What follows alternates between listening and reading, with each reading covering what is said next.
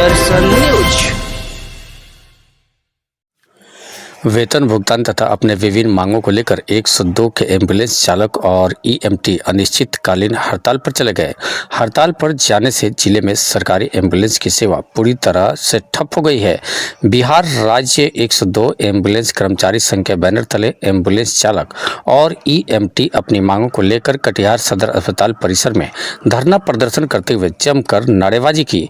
इस दौरान संघ के जिलाध्यक्ष अमर सिंह ने बताया कि पिछले 4 महीनों से सभी का वेतन भुगतान नहीं किया गया है।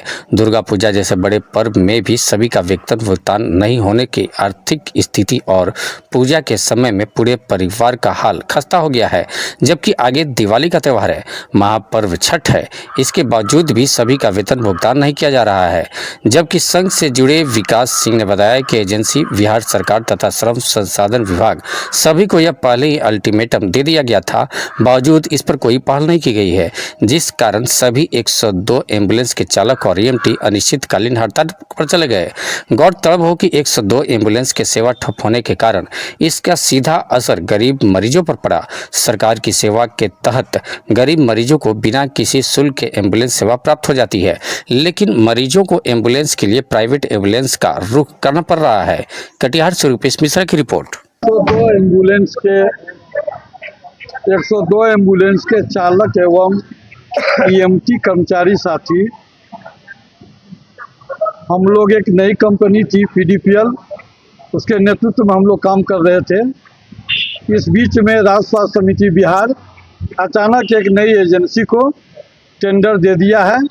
टेंडर देने से पहले जो कर्मचारियों का बकाया वेतन था 4 महीने का और लगभग 1 साल का ईएसआई और पीएफ, उसका भुगतान नहीं किया है और टेंडर नई कंपनी को दे दिया है। हम लोग इसका विरोध करते हैं। इसी तरह 2014 में एक बार एक एजेंसी थी, doctor Jain video and wheels नामक एक कंपनी थी।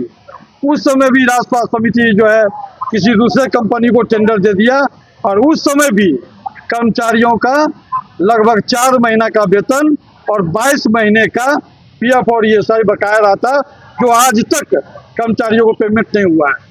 तो सभी कर्मचारियों का कहना है, हम लोगों का कहना है कि आप किसी एजेंसी को दीजिए, उससे हम लोग को कोई मलाल नहीं है, लेकिन हम लोग के कर्मचारियों का जो बकाया वेतन है, 4 महीने का वेतन है, 1 साल का ईएसआई और पीएफ का सरकारी अंशदान जो संबंधित कर्मचारी कार्यालय में जमा करना था, उसको जमा कर दीजिए। और अन्य मांगे, जब भी कोई एजेंसी दूसरे एजेंसी को काम देता है बिहार सरकार के नेतृत्व में, तो एग्रीमेंट में कम से कम 20% न्यूनतम मजदूरी में बढ़ोतरी करता है। लेकिन कोई भी एजेंसी काम कर रहा है, वो हम लोग जैसे कर्मचारियों को ना कभी मजदूरी बढ़ा के दिया है, ना बिहार सरकार का जो न्यूनतम मजदूरी होता है कम से कम 21,000 रुपया, वो इन लोगों को नहीं मिल रहा है। अभी 10,000 12,000 रुपया वेतन है। ऐसे में कर्मचारी को 4-4 महीने का वेतन नहीं मिलेगा, उसके बाल बच्चा के सामने भुखमरी की नौबत आ गई है। और हम लोगों ने बाध्य होकर निर्णय लिया है कि कोई वार्ता नहीं, राज्य स्वास्थ्य समिति बिहार सबसे पहले कर्मचारियों के खाता में बकाया 1-1 रुपया और ईएसआई पीएफ का वेतन करे, तब एम्बुलेंस यहाँ से हिलेगा, अन्यथा हम लोग यहाँ से हिलने वाले नहीं हैं। जैसे सारा बात तो भैया हमारे बड़े भाई विकास सिंह बोल दिए, और मेरा कहना यही है कि मतलब जो भी मतलब हम लोगों का बकाया भुगतान है, 4 महीने का बकाया भुगतान है, वो कर दे कंपनी।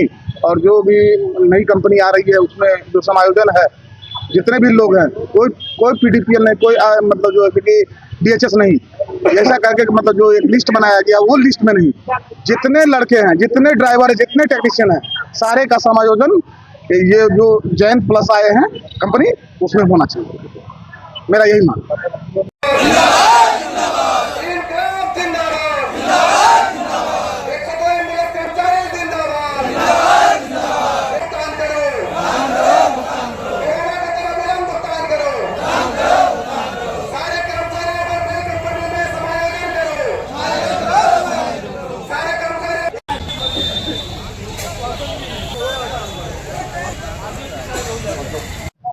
पड़ा, अब क्या आगे क्या करेंगे?